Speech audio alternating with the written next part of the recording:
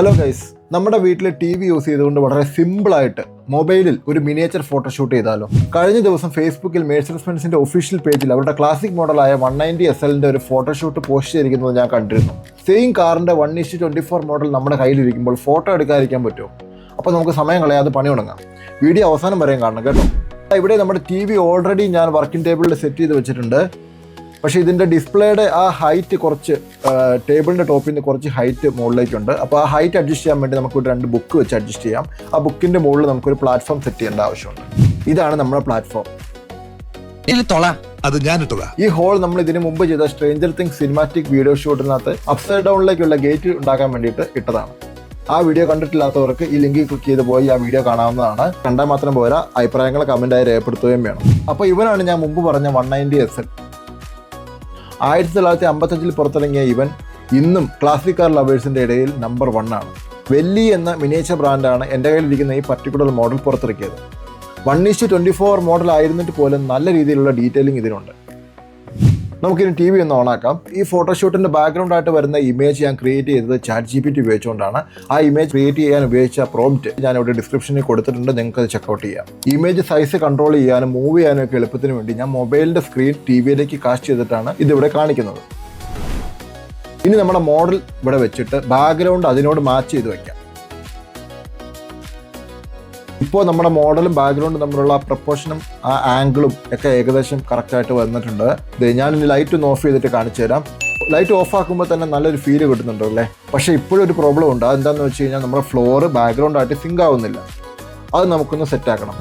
അതിനുവേണ്ടി ഞാൻ യൂസ് ചെയ്യുന്നത് സാൻഡ് പേപ്പറാണ്. നമ്മുടെ നാട്ടിലൊക്കെ സുലഭമായിട്ട് കിട്ടുന്നതാണ്. ഇത് ഗ്രൗണ്ട് ടെക്സ്ചറിൻ്റെ ഒരു ബേസ് ലെയർ ആയിട്ട് നമുക്ക് ഉപയോഗിക്കാം. നമുക്ക് ഈ സാൻഡ് പേപ്പർ വെറുതെ ഒന്ന് വെച്ച് നോക്കാം. ഫ്രെയിമിൽ കാണുന്ന ഭാഗം മുഴുവൻ നമുക്ക് ഈ സാൻഡ് പേപ്പർ ഉപയോഗിച്ചുകൊണ്ട് ഫില്ല് ചെയ്യാം. ഇതിൻ്റെ ഇടയ്ക്ക് കാണുന്ന ഈ വിടവുകൾ ഒഴിവാക്കാൻ നമുക്കൊരു മാസ്കിംഗ് ടേപ്പ് കൊണ്ട് ഈ പേപ്പറുകളെ ഒന്നിച്ച് നമുക്ക് ഒട്ടിച്ചെടുക്കാം. ഇതുപോലെ പേപ്പറുകൾ ഞാൻ ഒട്ടിച്ചെടുത്തിട്ടുണ്ട്. അത് നമുക്ക് പഴയതുപോലെ തന്നെ ഫ്ലോറിൽ ഫില്ല് ചെയ്തിടാം.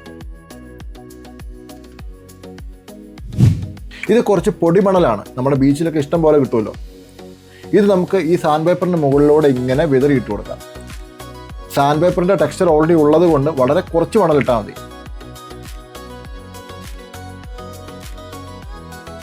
ഇത് മോസ്റ്റോൺ എന്ന് പറയുന്ന ഒരു ഐറ്റമാണ്. ഇവിടെ ഒരു ഫാൻസി കടയിൽ നിന്നും കിട്ടിയതാണ്. ബേസിക്കലി ഒരു സ്പോഞ്ചിൻ്റെ ചുറ്റും കുറേ ആർട്ടിഫിഷ്യൽ ഗ്രാസ് ഇങ്ങനെ പിടിപ്പിച്ച് വെച്ചിരിക്കുന്ന രീതിയിലുള്ള ഒരു ഐറ്റം.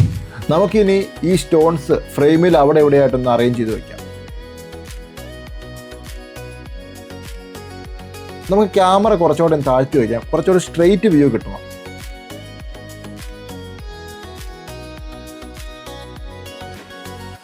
ഇനി നമുക്ക് മോഡൽ അവിടെ നിന്ന് പ്ലേസ് ചെയ്യാം.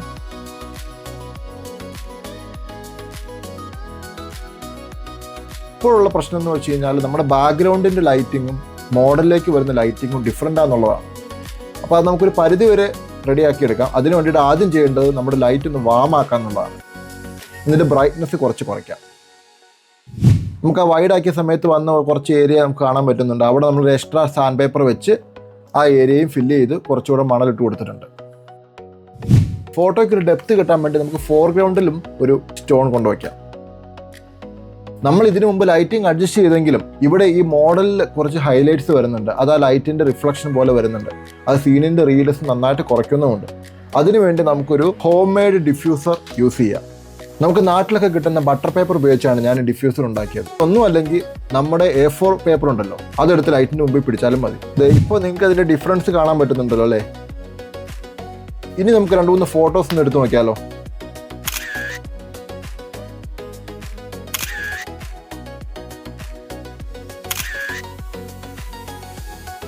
ഈ വീഡിയോ നിങ്ങൾക്ക് ഉപകാരപ്പെട്ടെന്ന് വിശ്വസിക്കുന്നു. മിനിയേച്ചർ ഫോട്ടോഗ്രാഫി ഇഷ്ടമുള്ള നിങ്ങളുടെ ഫ്രണ്ട്സിന് ഇത് ഷെയർ ചെയ്യുക. ഇനിയും ഈ ചാനലിൽ ഇതുപോലുള്ള ഒരുപാട് വീഡിയോകൾ വരുന്നുണ്ട്.